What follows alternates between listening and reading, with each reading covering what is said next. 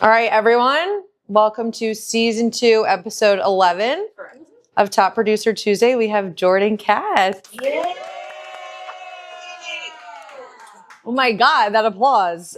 This one's special. Jordan was actually in our season 1 a couple years ago, but we've gotten to know each other over the past couple of years. You're one of the funniest, caring people that I know. So I'm excited for you to share your wealth of knowledge with the group today. Can you start off with where you're from? Sure. Where you went to college, what you did after college? Absolutely. Thank you guys all for coming. Appreciate your time. Seriously. Hopefully, we can leave here today with a little bit of wisdom and a little bit of smiles, Wisdom and smiles. So I'm Jordan Katz. I grew up in Bucks County in Bensalem. And I went to Penn State. So I studied finance at Penn State. Graduated in 2009, which was the financial crisis. So interesting time to graduate with a finance degree. Fortunately, I had an internship and schmoozed my way into a full-time job when most of my intern class did not get a job. So I worked on Wall Street and then transitioned to real estate, which I'm happy to share. Yeah. How did that transition go? Like, did you just stumble upon it? Were you kind of thinking of going into real estate? Sure. So I only did the Wall Street grind for 2 years. I lived in New York, worked for a big bank, and literally my first day, I knew it was not a job that I was going to do. I was stuck at a desk. I was churning numbers, and that's all well and good. But at the end of the day, it was just kind of making somebody else money without any purpose. So always kind of knew I wanted to come back to Philly. My family's from here. My friends are here. My network is here.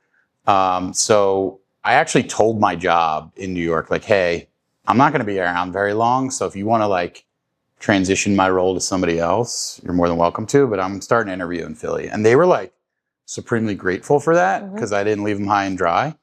So they were kind of kissing my butt for the last 3-4 months I was there. But came back to Philly. I interviewed. I didn't have the guts or the courage to go out on my own just yet. I was still early 20s.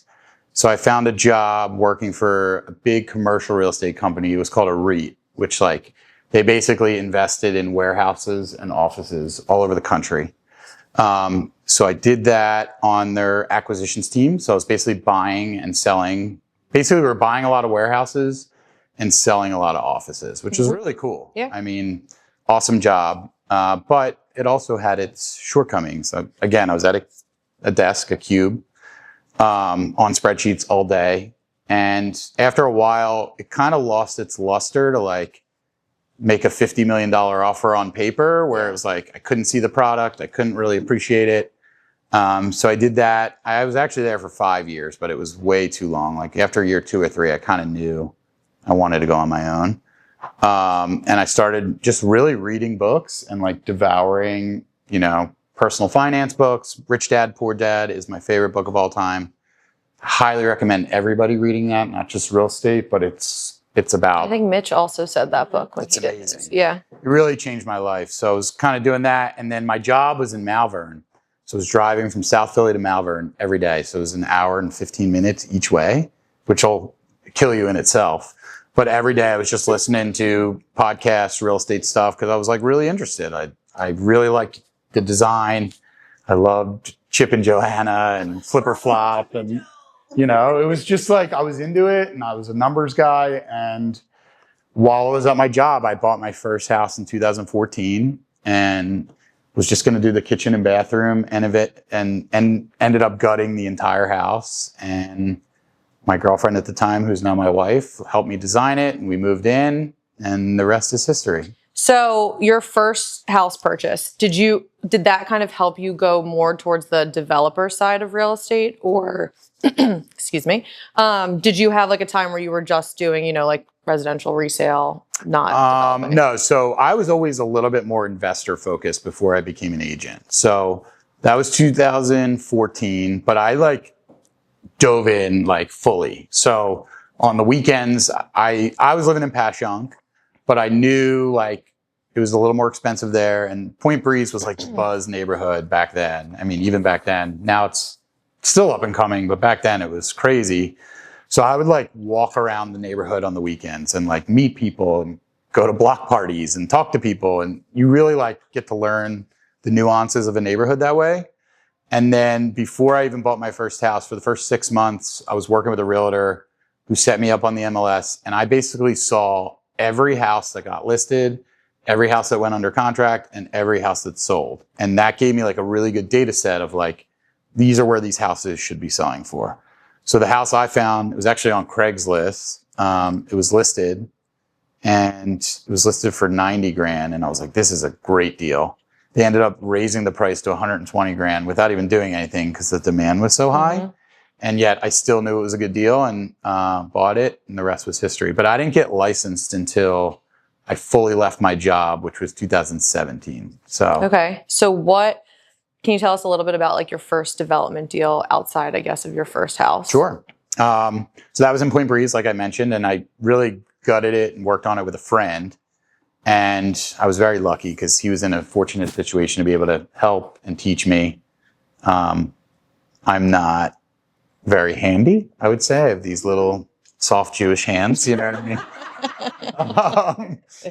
But it's so funny too, because like the first day we demoed, like I was like, I don't need gloves, and like I looked down and my hands are bleeding, and I was like, oh my god. But so we finished that, and I went and refinanced the property, and like everything I was reading was there's this thing called the BRRRR method. BRRRR stands for buy, renovate, refinance, repeat, or rent is somewhere in there too. But the idea is you invest in a house and you improve it, and by refinancing it, you can get most of your money, if not all your money back, and then do it again and again. So did that with my first one, and then I kind of knew Point Breeze. So I remember calling my realtor, and it was a pretty cool story. Like Connor Barwin, who's a former Eagles player, was renovating this park at 21st and Tasker. And I remember calling my realtor, like, this is going to change this little area. I really want to find something there. Lo and behold, I put it in the universe. 2 weeks later, there was a house that got listed for 100 grand. And I went and bought it. And that was like more of a cosmetic rehab. We didn't gut that, but it was a phenomenal deal. Like one of the best deals I've ever bought. And that was just like putting myself out there, learning, taking a risk, and that was my first rental property. So we still own it today, and it does really well for me. So your company is Dime Properties, correct? Correct. When did that come to fruition? Like, was it that first deal, afterwards, before? So that was. When did you know that you like you wanted to build a whole company behind it? 'Cause I know your wife works with you too. Yeah. So that deal was 2015, and then for the next 2-3 years, I just said like I want to try to buy one a year. That was my goal. So I was still at my job, and like when I renovated that first house, by far the hardest year of my life. I was going there late nights, cleaning up, sweeping up, whatever I could do. But it took me 3 years to like say I want to leave, to actually pull the Band-Aid off. Like I was just so afraid to leave my salary. I had benefits, and I was just afraid, but I should have done it sooner, but I had no regrets. So by the time I left, I think I had 3 or 4 properties, and I had like another 2 under contract. So it was enough to be like, okay, I have enough to work on. And that's when I branded out. I started Dime, 2017, 18, got a website, did all that. But literally my first day after I quit my job was like, it's time to wake up and hit the streets. And I went out and door knocked that day. Wow. So, correct me if I'm wrong. Do you usually like when you develop properties, you usually sell them because you're a real estate agent too, or at least some of them that you do on this team? So I'm definitely a hybrid. So I do a ton of rentals. So we own a lot of property, mostly in South Philly. But I've gotten more into flipping over the years. So at any given point, I used to say if I would buy 4 houses a year, 3 would be rentals, 1 would be a flip. And the idea is like I sell a house to make money, and then I funnel it back into the rentals. And the rentals are kind of like my retirement plan. But that's definitely completely done a 180, where now I flip 3 to keep 1. And that's just a function of the market, where the flips still move, they make good money, but the rentals, they're really hard to make work right now. And I can't just like leave money into every deal. So I flip, that's my job, and then I hold, and that's my retirement plan. So, and what would you say is like the hardest part about doing a deal from start to finish that way? I mean, everything we do is challenging in, I've recently started GCing my own projects, and that comes with its own set of challenges. Right now, if you ask me every month, I would say the challenge changes. But right now, I'd say neighbors and L&I are probably my biggest two. I think after COVID, everybody was home and everybody became a Karen, and they all just, you know, I've always been the kind of guy like, here, take my number. If there's something wrong, hit me up. But now they do. Like, where's my number? Yeah. So it's just a lot to deal with, but I always try to go above and beyond and keep neighbors happy because I'm coming into their space, right? They're not coming into mine. So I really try to like be a good neighbor and be a good citizen. And I love Philly. I want to improve the area. I want to get along with my neighbors, and I want to make the city a better place, you know? So. All right. What would you say is the biggest misconception about like flipping, development, that whole realm of real estate? Yeah. I mean, I think flippers and developers have this like horrible connotation of like, we're money hungry, greedy, you know, evil people. And look, we're all in this to make money, right? We all work to make money, but there's a way of doing business where everybody can win. And I truly believe that. Like, again, I try to get along with my neighbors, but that goes as far as like, I take care of my subs really well. So if like they go above and beyond for me, I try to just like reward them. But even that's not just financially, right? Like I try to be upbeat and happy and try to help. And it goes both ways. So, you know, I think it's important to just be a good person. I don't know. Like it feels better too. Like when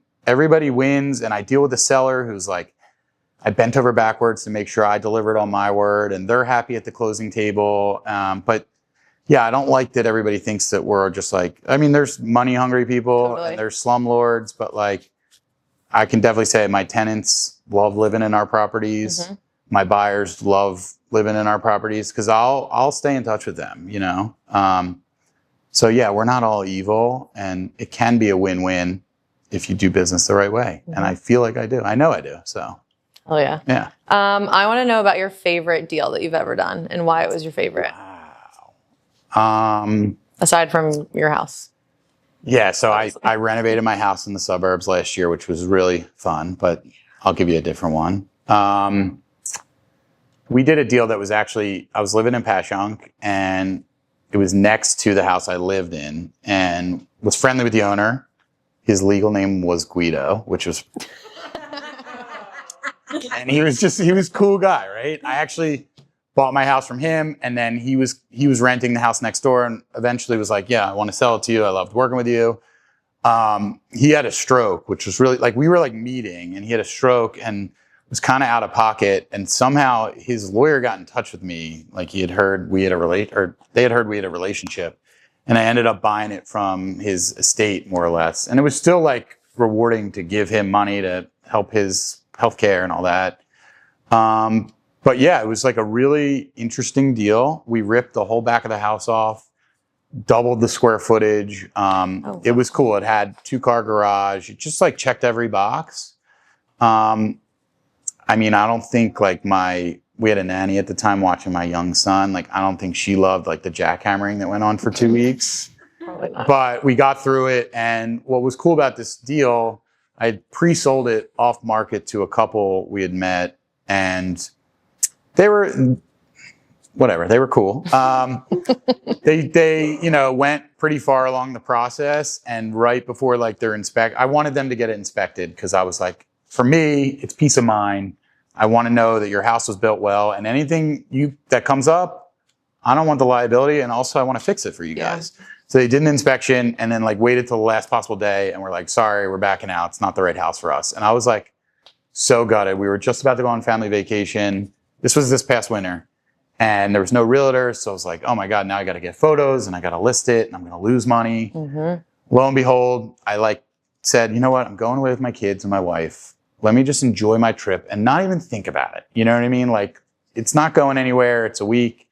Came back, got it on the market, and we got 7 offers on the house. Oh, wow. And we ended up making significantly more from just testing the market and delivering a good product. So that was like super fun and rewarding, and the design was fun, and just like, you know, you hit a roadblock and you pivot and you act, and sometimes it works in your favor, you know? So that was really cool. Fun deal. If you could give one business tip that changed your career, what would it be? That's a good question. Wow. I think with business, you know, it's very hard because we're in a business where it's like you eat what you kill, right? And like you start out and every commission check or every sale goes to paying your bills, right? And supporting your life. So that's really difficult to like look beyond that. And I get it. I've been there. But I think now I'm starting to get to a point in my career where it's like, it's more about just money, you know? And again, like if you can treat people the right way and relax a little bit. Like when I first started out, there were so many sleepless nights, and I still have them from time to time. But I just like stressed all the time of like, how can I afford my life? And how can I pay my rent or my mortgage or whatever it was? And eventually now I've gotten to a point where it's like, luckily I'm fortunate. I don't have to count pennies. Yeah. And I can really like go above and beyond to like maybe pay somebody who's more expensive, but they're going to do it the right way, or just not stress me out as much. You know, I'm really trying to like, chill, you know, just enjoy it. Like none of us got into like this business to just be stressed all the time, you know, and it is stressful, but you have to remember to like enjoy the ride, you know, that's the part of the journey that like makes you you. So you really have to like enjoy what you're doing. And by treating people well and maybe spending a little more money or maybe taking a little more time to be thoughtful, you can enjoy it more, you know? So. All right. I'm going to move over to some like less businessy questions, but if real estate didn't exist, what would you be doing right now? Like, what is your dream career for yourself? I mean, like, I feel like I'd be an awesome stripper, male stripper. No, that's. I set him up for that. Definitely something like I love people. I love relationships. I like architecture, but that's real estate related. I don't know, maybe like wealth management to where you're like still dealing with people and helping them kind of plan their futures. I considered that when I was kind of in the finance world, but that's probably what I would say. Okay. Yeah. I mean, it's not like. Stripper is way more your speed. Yeah.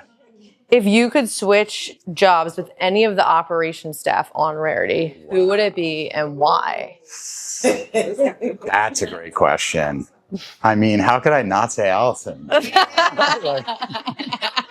she lives the dream. Like, Allison, would you like to talk about the dream that you live? Yeah. She also gets to hang out with Lizzie, which is a treat. So it's just a win-win all around. It is a win-win. Those are my questions. So. Yeah, I really want like this to be like open forum. There's nothing to hide. Everyone ask a question. I'm an open book, and like, you know, I think it's helpful. I'm like, sometimes I feel like I'm a therapist in a way. Like I had like some investor masterminds, and I feel like it turns into therapy, which is fine. You know, maybe that would be my career, you know? Oh, yeah. I was shocked that you didn't say like astronaut or something crazy. I said your dream, and you said wealth management. Oh, like we're talking dream job? Dream. Yeah, let's go stripper. Okay. Yeah, like any specific strip? I'm just kidding. Oh, God. Isn't it like your middle name and then the street you live on? I don't know. The first thing that came to my mind was Juicy J. Name's taken though, so. But yeah, let's pivot from this career. Anyone who has a question? Jordan, obviously, like you're kind of a role model to any young agent in here, right? Like your business model and everything you've accomplished and things like that.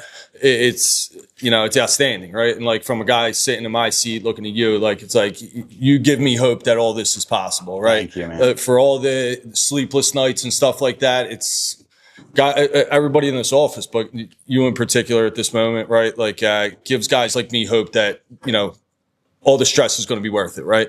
So with that being said, you kind of mentioned that all these rental deals, like as we all know, pencil thin lately, right?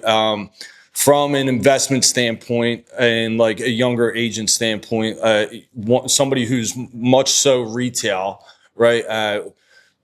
Is there an investment outside of real estate that you would consider at this point, right, for somebody like myself, from like a financial standpoint of like not just real estate, right? Yeah. Like, let's get rid of the, I need 100 doors, right? Like, where else would you think as far as like an investment now? Great question. And I could talk about like, I'm also licensed, guys. Like I'm on the team, right? So I forgot to even like talk about me being an agent, which I'll get back to that, but I do want to, that's a great question. And I think very appropriate too, because like when I left my job, like, I had a few $1,000s in stocks, but I liquidated everything. And my mindset was like, I'm putting money in the stock market. Sometimes it goes up, sometimes it goes down, and it's good to have those investments. But like, I felt like I knew real estate more and could control so much more than just like blindly investing in a company, right? So when I say I went all in, it was like every penny I had went into that first deal. I personally, like, I'm at a really, it's like a great question because I'm at this inflection point of like, yeah, I own a lot of doors and a lot of rental properties, but like that comes with a lot of landlording headaches and L&I headaches. So like, where's my next pivot to, right? So I'm thinking, I'm going to start trying to flip more in the burbs just because the spreads are higher, right? And to me, L&I is easier out there. You're not dealing with neighbors as much. But on the investment side, like I'm starting to think, okay, if I can own a big multifamily property, why can't I own a public storage deal, right? Where it's like, what's the management there? I got to make sure the door's open and I got to make sure it's clean once a month. So like, I would say less intensive management opportunities. So whether that's maybe investing in a parking lot, maybe investing in boat storage or a piece of land or something like that. I mean, I'm always thinking like, whether I'm a flipper, a realtor, like my first goal is always investing for my future because I don't want to look back in 20 years and like having said, I've always just flipped to the next deal, and I don't have anything to show for it, right? So yeah, to answer your question, it's like a lot of real estate adjacent stuff, but like maybe not just the straightforward single family rental, multifamily rental, more just like real estate adjacent investments that I'm looking into. So we bought a warehouse in Pennsport and it has 4 offices above. And it's like, it's a cool investment. We got a good deal on it and we never hear from the warehouse tenants, knock on wood. They like I think they store vending machines and like distribute them once a month. So like they're low maintenance. The office tenants, we never hear from them unless their toilet's leaking, but like that's never happened. So like, commercial is a little bit easier. It's maybe scarier to get into and it's higher barriers to entry, but like that was a perfect deal. We bought that for just as much as a triplex would have cost me. Way less headache, brings in just as much rent, if not more. And maybe I could sell that to a guy who would use the whole building one day and double the value of the building, So stuff like that, I'm kind of like looking more into. Another question? Good question. Good answer. Dylan has. Dude. All right. Hi, Jordan. All right. So focusing on Dime real quick. Sure. I always like Dime's, finishes. Always feels like a modern, like actual home feel. Yep. Talk a little bit about your, design process. What finishes are you like doing right now? And, what are you looking to do like in the next like 3 years finish wise? Love that. Great question. So I think before you even get into like the finish of a home or an apartment or whatever it is, the layout and the functionality of a home is like so important. And the first step in that is you kind of have to think of like your end user in mind, right? So if you're selling a house in Point Breeze, for instance, or Fishtown, and it's a kind of $500,000 price point, that's probably going to sell to a couple or a single person in their late 20s, early 30s, right? So maybe I'm designing that for, a home office or thinking about closet space as opposed to thinking about like maybe kid proofing it as much. Like I mentioned, we're starting to think about doing more in the burbs. I actually have one that I'm going to be flipping in Gladwin, which will be a really cool project. But that to me is like that house will sell to a family, right? So I'm thinking of like, how do I make this to where like the kids' rooms are functional with the parents' rooms and their bathroom is functional for children and there's not glass railings that like kids could get their fingerprints all over. So like I'm always thinking of that end person in mind. And fortunately for me, like with the design and the finishes, I've always been into it. Like I said, I'd watch HGTV and I would help, you know, my sister design a bedroom, whatever it is. And I've just always been passionate about it. So I follow a bunch of Instagram accounts. I'm always like looking for inspiration. I'm touring my friends' properties who are doing similar kind of stuff.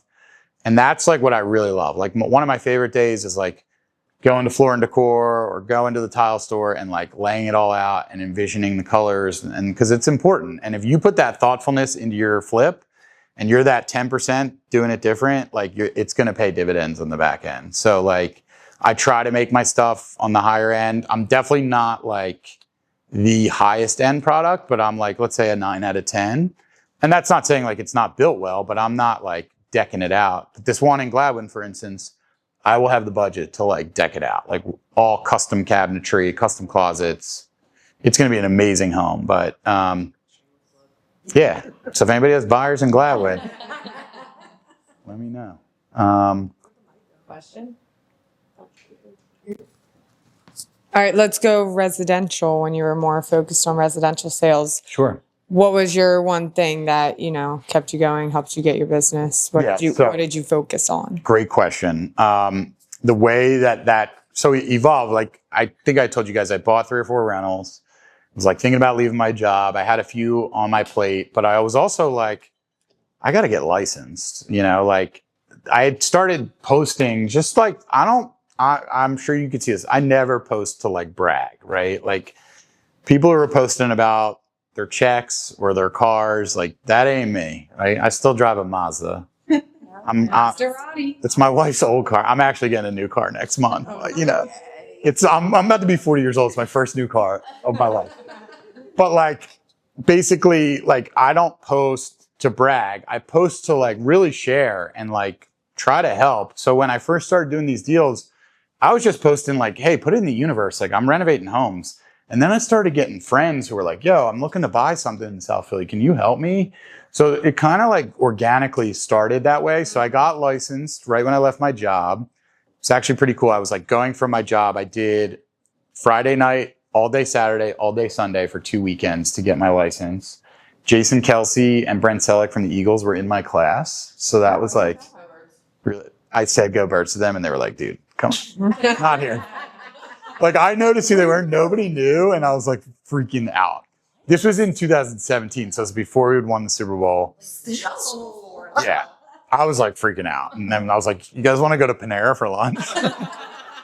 And we did. So I got licensed just to kind of like, hey, if I can sell my own stuff, I'll have access to the MLS, and then organically, like as I would post about, hey, you know, we just refinished this door. You know, this is why I did this. Like people would reach out. So naturally, like I started helping friends and then they would refer me to other people. And it was really that word of mouth that like kind of steamrolled.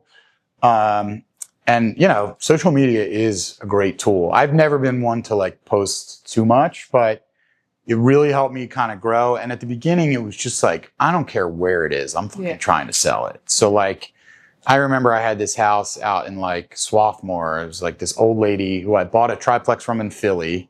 And she was like, help me sell my place. And it was like the biggest headache of my life. But I bought a building from her. I helped her. She loved me. She referred me to somebody else in Philly.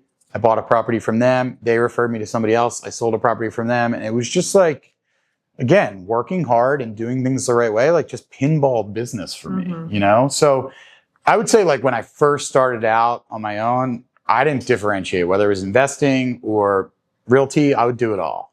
And then slowly but surely, like I got more development business under my plate. And I was like, all right, you know what? From now on, any buyers, you know, under 600K, I'm just going to refer it out. And then it was like, okay, any buyers I'm referring. And then I did it with listings. And now I pretty much refer all my business, you know, and it doesn't come as much as it used to. Because I'm an old guy and like my friends have already kind of all moved. But there's definitely, you know, 5 to 10 referrals I throw out to the team. And it's a great little secondary source of income. And I still help, you know, like I'm there for my friends or buyers or sellers that need me. But we have such good agents, they don't really need me at all. So, you know. shout out Rarity, you know? All right, I'm annoying. I have 2 questions. Nice. First question, did you ever consider Airbnbs, like short-term rentals? Great question. Oh my God, I think everything's a great question. You guys are, what an audience. Yeah. No, Airbnb, like, it's funny you asked that because there was a point in like 2019, 2020 where Airbnb was like all the rave, right? And everybody was, and then I would talk to my investor friends who were like, you know, at that point I had 20 doors, 30 doors, and they're like, oh, I have 3 Airbnbs making 20 grand a month. I was like, what the am I doing wrong, right? But I studied it and I learned, and I really learned that like, if you want to be an Airbnb operator and be a good one, that's got to be your business, you know, and you have to have systems in place and cleaners on call, and you have to be on call all the time if somebody can't get in or they want toilet paper or whatever it is. And I quickly realized like, hey, I could pivot my business to do this, but I couldn't do both as well as I wanted. And then unfortunately, but the city really cracked down on Airbnbs. So it just kind of didn't ever make sense to me. Now, like if I ever buy a shore house, like my goal would be, I'm going to buy something. Maybe I can rent one unit, Airbnb the other, whatever it is, or eventually like buy something where I can utilize it one day for myself.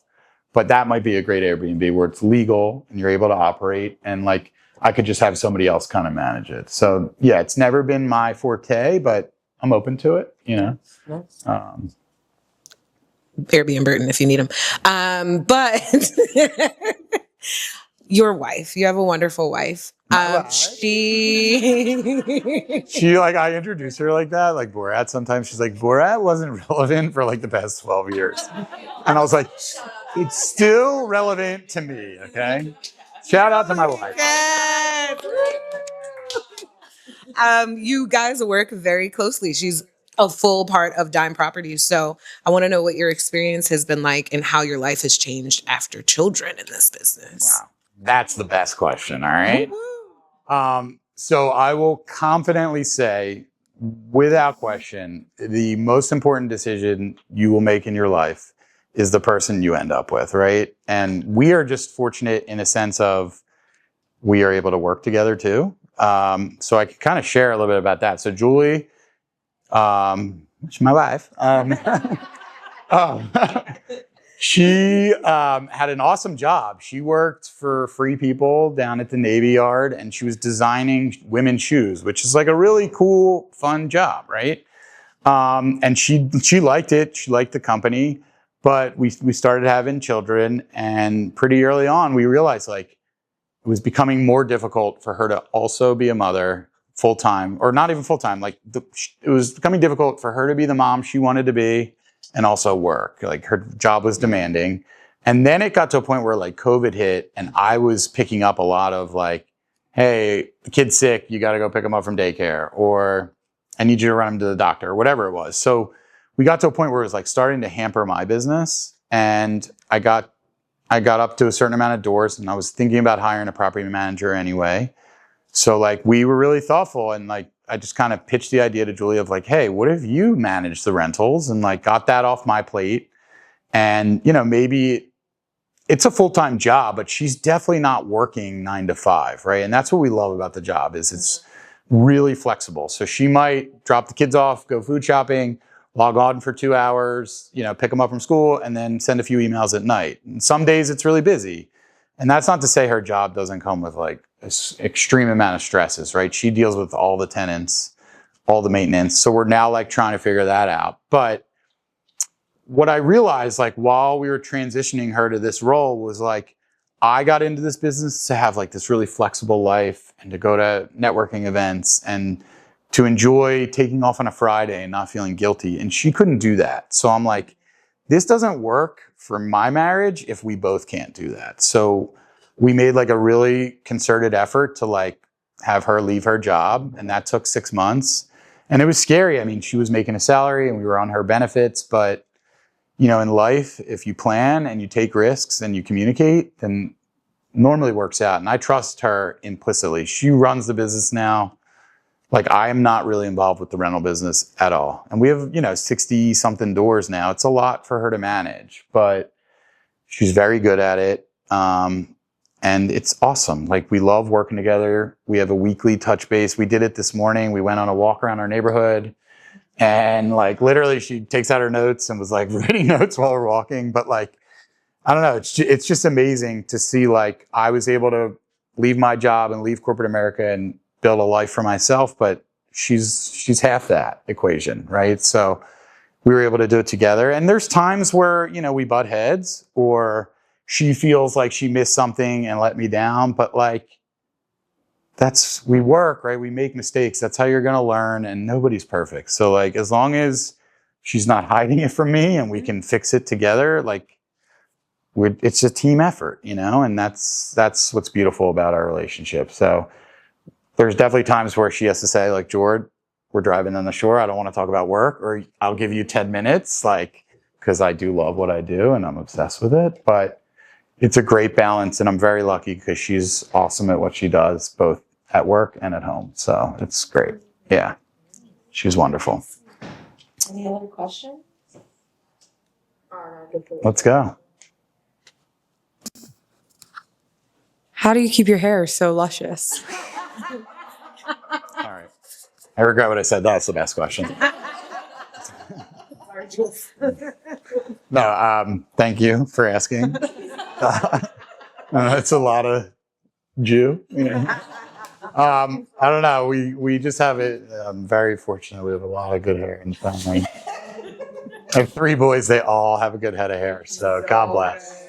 Good genes. Yeah. But no, look, I hope you guys know, like, I know what we do is stressful, especially in sales, right? You're answering to other people and you're always on the go, and you just feel like you have to close the next deal to find the next deal. But like, I always say, like, take a step back and really, like, look at your growth and appreciate what you're able to do on a daily basis. Like, I'm lucky that I did the corporate grind for 7 years, because it made me really recognize, like, what I don't want to do and what I hated doing.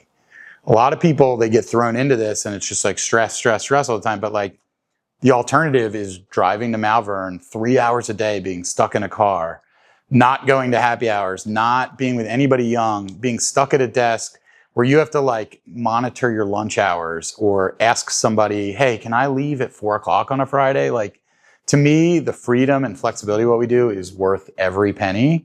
So yeah, like, there's stresses, but also look at the flip side of like how lucky we are. And yeah, I wouldn't want it any other way, you know? So. Thank you.